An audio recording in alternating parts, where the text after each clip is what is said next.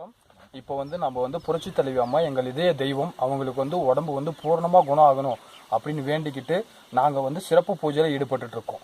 இந்த பூஜை பேர் என் நண்பர் சொல்லுவார்.